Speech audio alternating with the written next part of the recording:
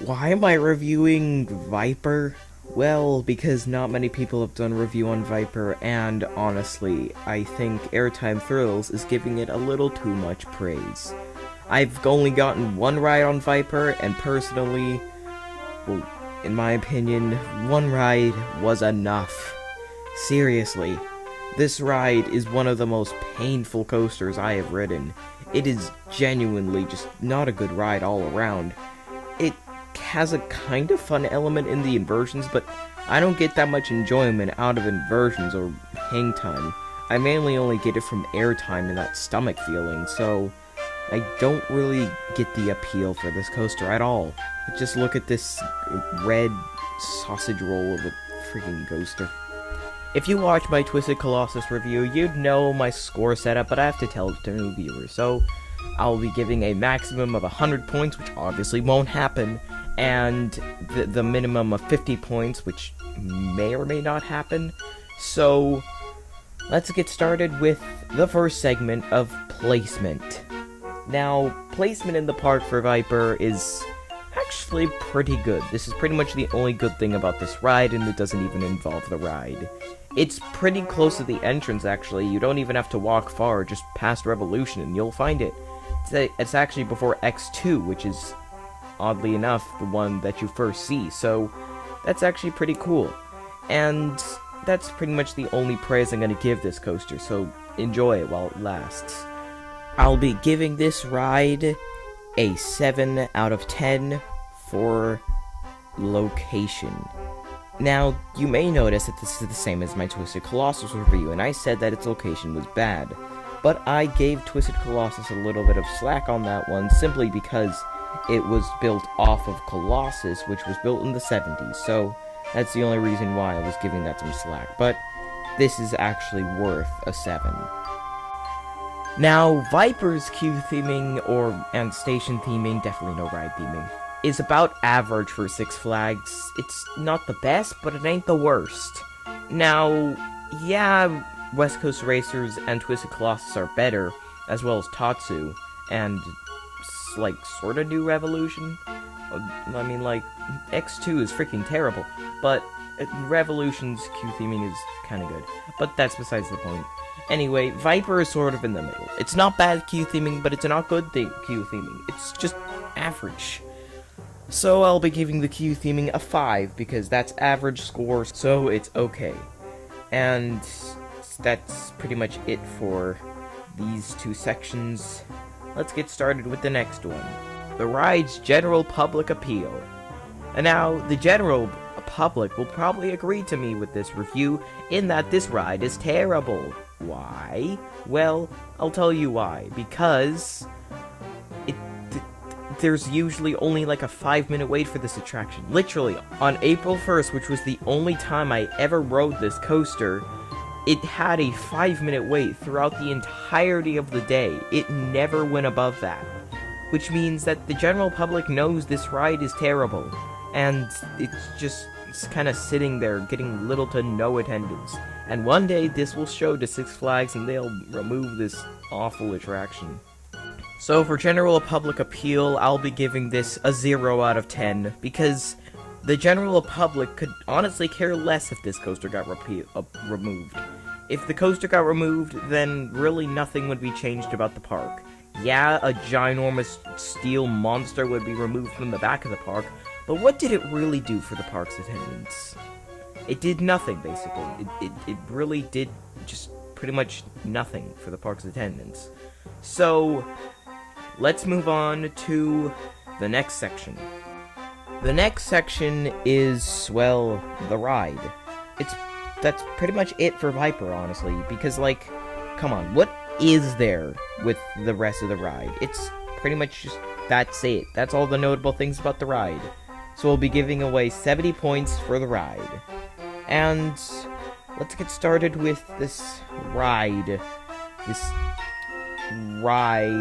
This supposed to be fun attraction. So then you begin up the lift hill. Now, this lift hill already sounds like it's in pain before the ride starts, which is, you can already tell that if the lift hill of a ride sounds like it doesn't want to be there, you know the ride itself is going to be less for the wear. I mean, like, come on, just listen to this.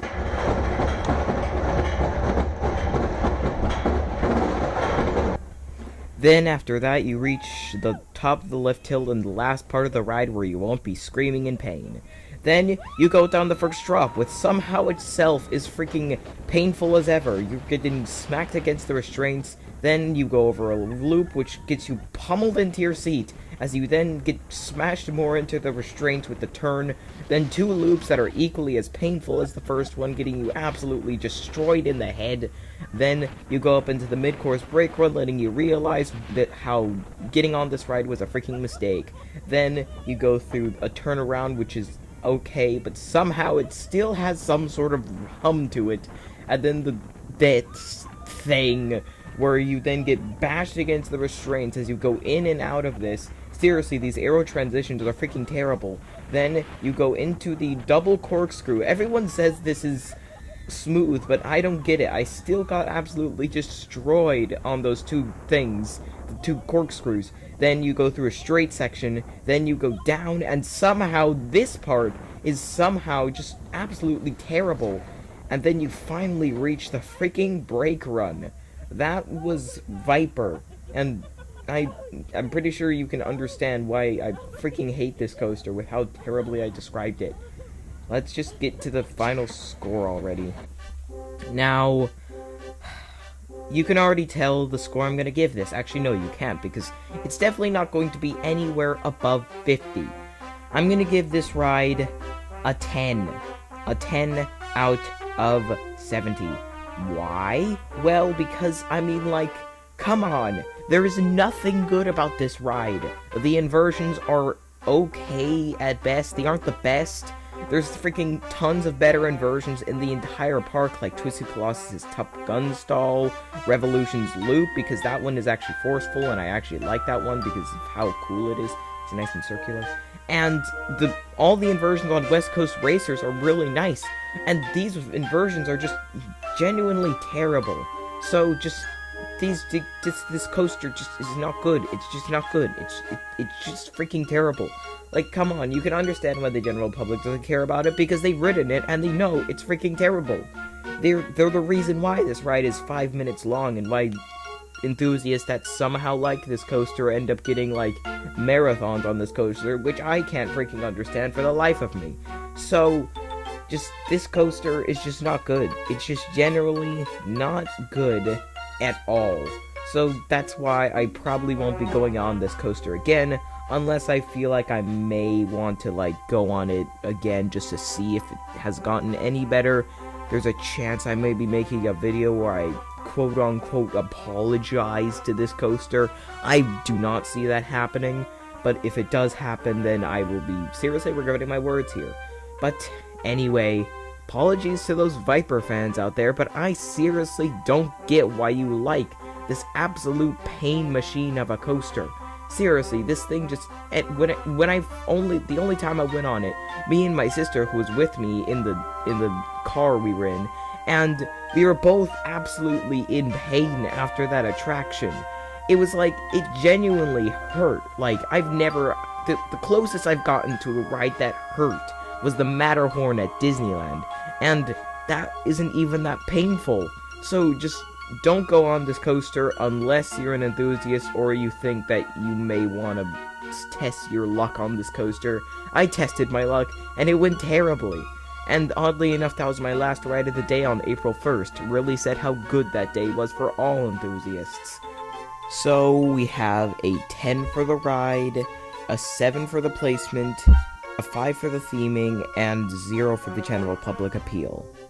That gives us 22. I honestly don't know what you expected. On April 1st, which is the only time... On April 1st, which is the only time... On